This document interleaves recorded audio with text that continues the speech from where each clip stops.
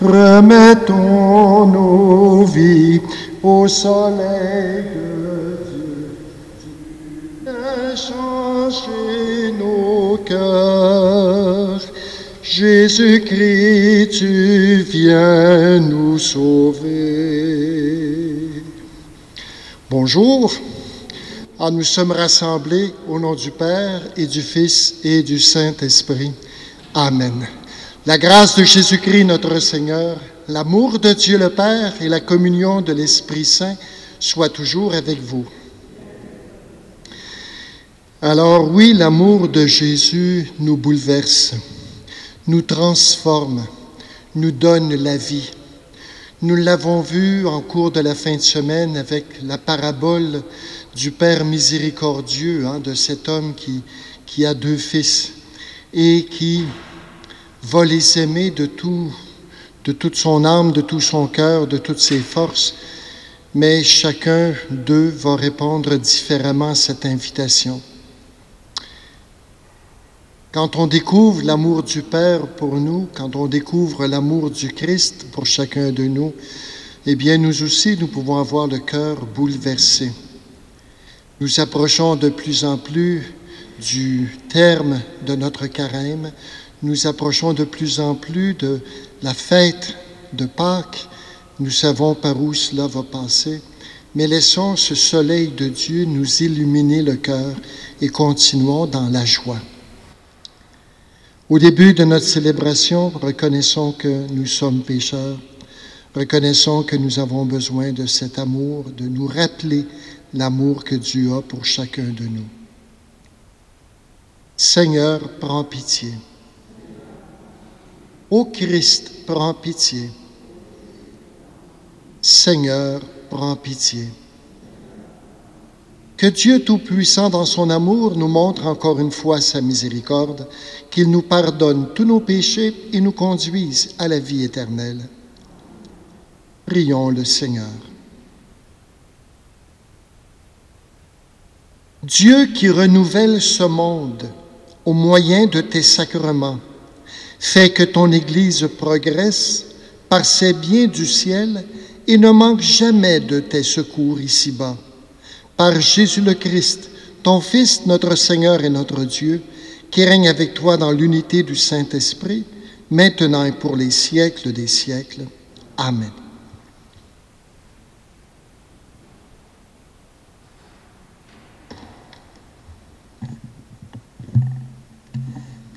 Lecture du livre du prophète Isaïe. Ainsi parle le Seigneur. Oui, voici, je vais créer un ciel nouveau et une terre nouvelle. On ne se souviendra plus du passé, il ne reviendra plus à l'esprit. Soyez plutôt dans la joie, exultez sans fin pour ce que je crée. Car je vais recréer Jérusalem pour qu'elle soit exultation et que son peuple devienne joie. J'exulterai en Jérusalem, je trouverai ma joie dans mon peuple. On n'y entendra plus de pleurs ni de cris. Là, plus de nourrissons emportés en quelques jours, ni d'hommes qui ne parviennent au bout de sa vieillesse. Le plus jeune mourra centenaire, mais ne pas atteindre 100 ans sera malédiction. On bâtira des maisons, on y habitera, on plantera des vignes, on mangera leurs fruits. Parole du Seigneur. Je t'exalte, Seigneur, tu m'as relevé. Je t'exalte, Seigneur, tu m'as relevé. Je t'exalte, Seigneur, tu m'as relevé. Quand j'ai crié vers toi, Seigneur, Seigneur, tu m'as fait remonter de l'abîme et revivre quand je descendais à la fosse. Exalte, Seigneur, tu m'as relevé. Fêtez le Seigneur, vous, ses fidèles.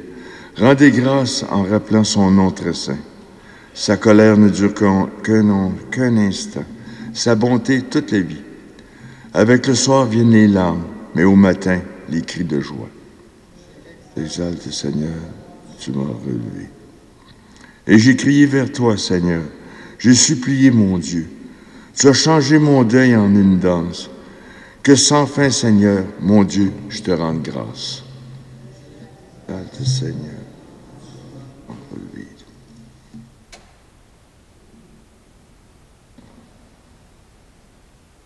Parole, Seigneur, est vérité, et ta loi délivrance. Cherchez le bien, non le mal, afin de vivre. Ainsi le Seigneur sera avec vous. Ta parole, Seigneur, est vérité, et ta loi délivrance. Le Seigneur soit avec vous. Annonce de la bonne nouvelle de Jésus le Christ selon saint Jean.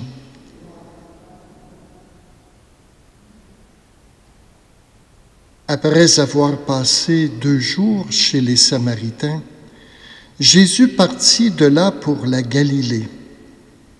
Lui-même avait témoigné qu'un prophète n'est pas considéré dans son propre pays. Il arriva donc en Galilée. Les Galiléens lui firent un bon accueil, car ils avaient vu tout ce qu'il avait fait à Jérusalem pendant la fête de Pâques, puisqu'ils étaient allés eux aussi à cette fête.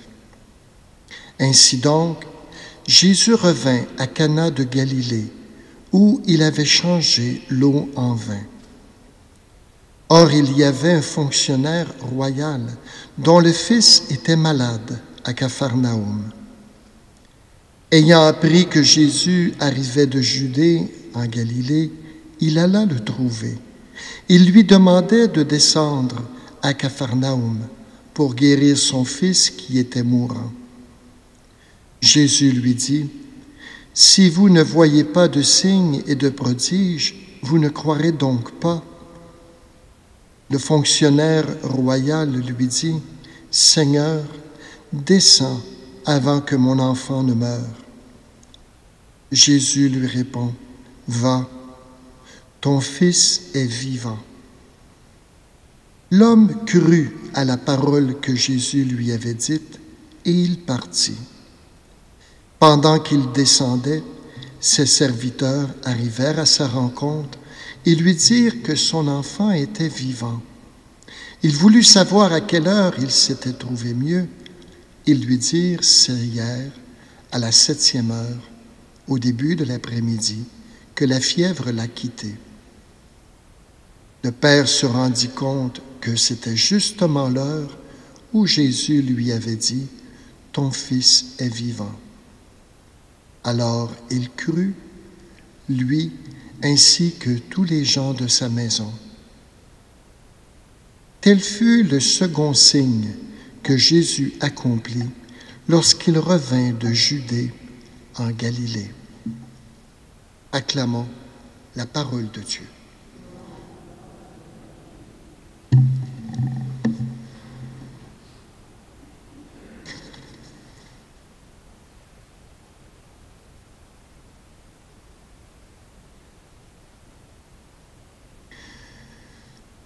Je vais créer un ciel nouveau et une terre nouvelle, et on ne se souviendra plus du passé. C'est ce que nous dit le prophète Isaïe dans la première lecture. Soyez dans la joie, exultez sans fin. Ça coïncide bien parce que justement, hier, nous célébrions ce qu'on appelle le dimanche de la joie. C'est comme si la joie qui nous était présentée de la mi-carême, de la réconciliation, du rapprochement entre Dieu et ses enfants, c'est comme si elle se prolongeait avec le texte de la liturgie d'aujourd'hui. Comme si Dieu voulait nous dire qu'il y a toujours un printemps, des forces vives, qui nous arrivent évidemment lorsque nous lui faisons confiance, lorsque nous croyons en lui. Et c'est un peu ce qu'on retrouve aussi dans le texte de l'Évangile. Soyez dans la joie. C'est peut-être notre façon d'être transparent de Dieu, d'être porteur justement de cet événement qui est peut-être le plus important dans notre vie comme chrétiens, c'est-à-dire la fête de Pâques, la plus grande fête entre toutes les fêtes. Le passage de la mort à la résurrection, de la mort à la vie en plénitude, la vie avec le Christ. Isaïe nous rappelle d'une certaine façon que Dieu continue à faire une terre nouvelle, à recréer une terre nouvelle dans nos cœurs, dans nos esprits, quand par la suite, un sacrement du pardon, une rencontre sacramentelle du pardon, on se sent tout renouvelé intérieurement. On se sent tout libre. On se sent porteur d'une vie nouvelle. Dieu crée une terre nouvelle. Et c'est cette joie-là qu'on est invité à témoigner, à annoncer. Jésus revient de Jérusalem, il arrive en Galilée. Il a fait beaucoup de miracles, il a fait beaucoup de signes. Et s'approche de lui un païen, un centurion, qui le supplie de guérir son fils qui est atteint d'une fièvre. Et Jésus va accepter de répondre à sa demande. Jésus va semer la vie dans le cœur de ce centurion. Lui-ci va avoir cette joie. Il va avoir le goût d'exulter, de sauter de joie, à savoir la bonne nouvelle que son fils est maintenant sauvé. Nous qui approchons de plus en plus de la fête de Pâques, nous savons que nous aurons à passer à travers le Vendredi Saint, à travers la déclaration d'amour sublime de Jésus du Jeudi Saint, passe à travers sa mort, son absence et enfin sa résurrection, sa vie nouvelle. Nous approchons de cette fête. Si le Seigneur pouvait nous accorder cette grâce de toujours conserver dans notre cœur cette joie de Pâques, à tous les jours, et principalement lorsque nous vivons des difficultés, lorsque nous vivons des moments plus sombres, lorsque nous vivons une épreuve, nous rappeler que Dieu fait toutes choses nouvelles, un ciel nouveau, une terre nouvelle, aussi dans notre cœur. Et c'est cette espérance-là qui va nous permettre d'aller plus loin, de continuer de marcher dans l'espérance. Alors que le Seigneur nous fasse cette grâce, qu'il nous accorde cette joie que personne ni rien ne peut nous enlever. Continuez d'avancer dans la joie. C'est peut-être notre façon d'être transparent de Dieu, d'être, comme le disait le pape François il y a déjà 1 an, d'être des saints.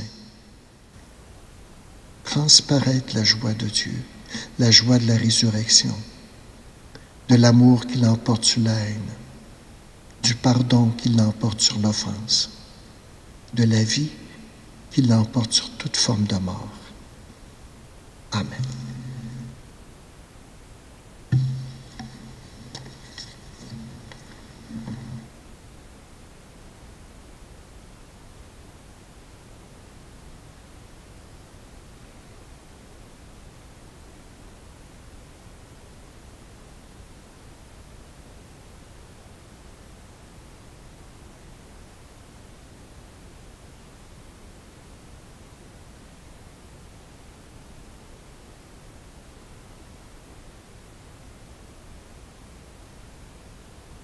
Tu es béni, Seigneur Dieu de l'univers, toi qui nous donnes ce pain, fruit de la terre et du travail humain. Nous te le présentons, il deviendra le pain de la vie éternelle.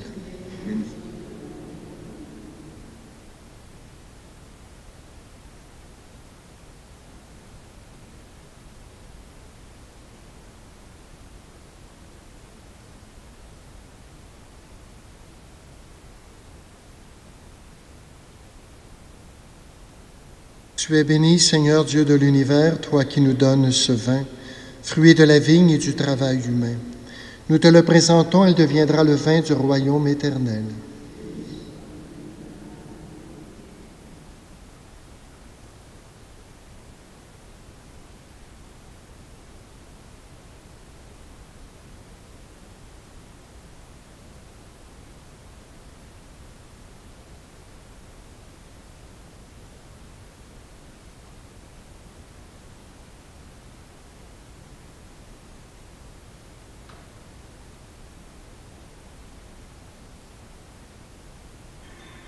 Prions ensemble au moment d'offrir le sacrifice de toute l'Église. De l'offrande qui t'est consacrée, Seigneur, nous attendons des fruits de salut. Débarrasse-nous de tout ce qui doit mourir en nous et renouvelle-nous constamment de ta propre vie. Par Jésus, ton Fils, notre Seigneur. Le Seigneur soit avec vous. Élevons notre cœur. Rendons grâce au Seigneur notre Dieu. Père, nous te disons merci, nous te rendons grâce. C'est toi qui nous as créés et tu nous appelles à vivre pour toi et à nous aimer les uns les autres. Nous pouvons nous rencontrer, parler ensemble et grâce à toi, nous pouvons partager nos difficultés et nos joies. À cause de tout cela, Dieu notre Père, nous sommes heureux de te rendre grâce tous ensemble, avec ceux et celles qui croient en toi, avec les saints et les anges, nous te louons en chantant. C'est le Seigneur, Dieu de l'univers, béni soit celui qui vient nous sauver. Hosanna, Hosanna. Oui, Dieu, tu es saint, tu es bon pour nous, tu es bon pour toute l'humanité. Nous te disons merci et nous voulons surtout te rendre grâce à cause de Jésus, ton Fils. Il est venu chez les humains qui se détournent de toi et n'arrivent pas à s'entendre. Par l'Esprit Saint, il ouvre nos yeux et nos oreilles, il change notre cœur. Alors nous arrivons à nous aimer et nous reconnaissons que tu es notre Père et que nous sommes tes enfants. C'est lui, Jésus le Christ, qui nous rassemble maintenant autour de cette table où nous apportons notre offrande. Sanctifie, Père très bon, ce pain et ce vin. Ils deviendront pour nous le corps et le sang de Jésus, ton Fils, qui nous dit de faire à notre tour ce qu'il a fait lui-même la veille de sa passion. Au cours du dernier repas qu'il partageait avec ses disciples, Jésus prit le pain. Il te rendit grâce, il partagea le pain et le donna à ses amis en leur disant, « Prenez et mangez-en tous. Ceci est mon corps livré pour vous. »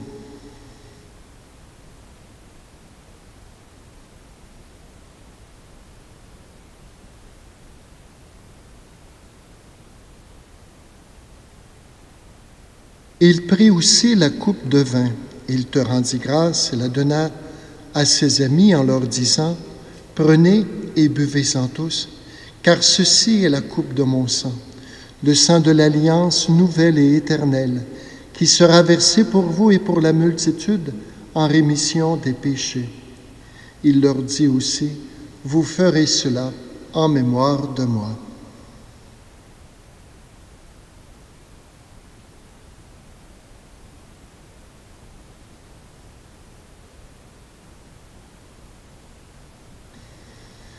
Il est grand, le mystère de la foi.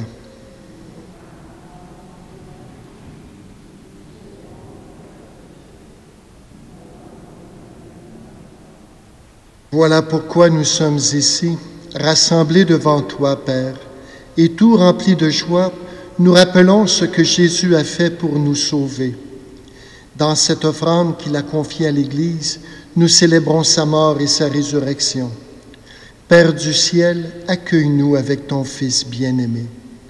Pour nous, Jésus a voulu donner sa vie, toi tu l'as ressuscité. Il vit maintenant près de toi, il est avec nous toujours et partout. Et un jour, il viendra de nouveau dans la gloire du royaume, où il n'y aura plus de gens tristes, malades ou malheureux. Père, nous allons recevoir à cette table, dans la joie de l'Esprit Saint, le corps et le sang du Christ. Que cette communion nous rende capables de vivre comme Jésus, entièrement donné à toi et aux autres. Viens en aide, Seigneur, à notre pape François, notre évêque Gérald et tous les évêques. Accorde-nous et accorde à tous les disciples de Jésus-Christ d'être de ceux et celles qui font la paix et le bonheur autour d'eux. Père, souviens-toi aussi de ceux et celles qui nous ont précédés, qui sont décédés, et plus spécialement, nous voulons te prier ce matin pour Madame Berthe Perrault. Accueille-les tous dans ta lumière auprès de toi. Et puis, donne-nous un jour d'être près de toi avec la Vierge Marie, la Mère de Dieu, avec Saint Joseph, son époux, et avec tous les saints du ciel, tous ensemble dans le Christ. Par lui, avec lui et en lui, à toi, Dieu le Père Tout-Puissant, dans l'unité du Saint-Esprit, tout honneur et toute gloire pour les siècles des siècles.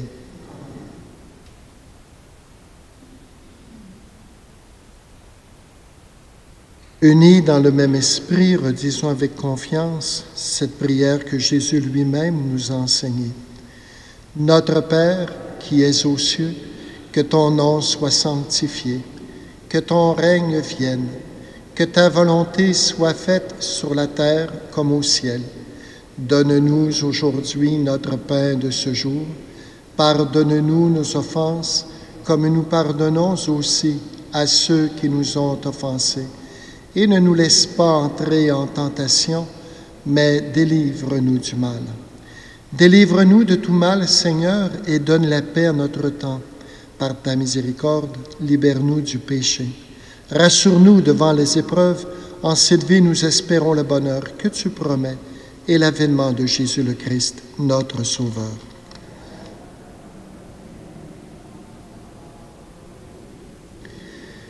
Seigneur Jésus-Christ, tu as dit à tes apôtres, « Je vous laisse la paix, je vous donne ma paix. » Ne regarde pas nos péchés, mais regarde plutôt la foi de ton Église.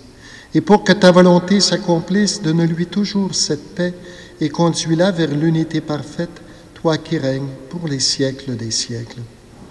Que la paix du Seigneur soit toujours avec vous.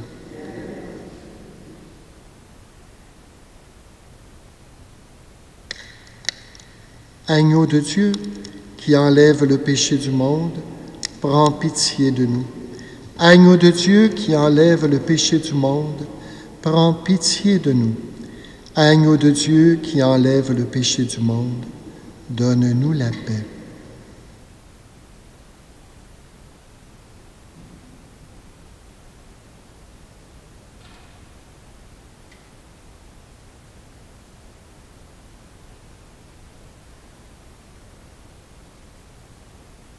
Heureux les invités au repas du Seigneur, le voici l'agneau de Dieu, celui qui enlève le péché du monde.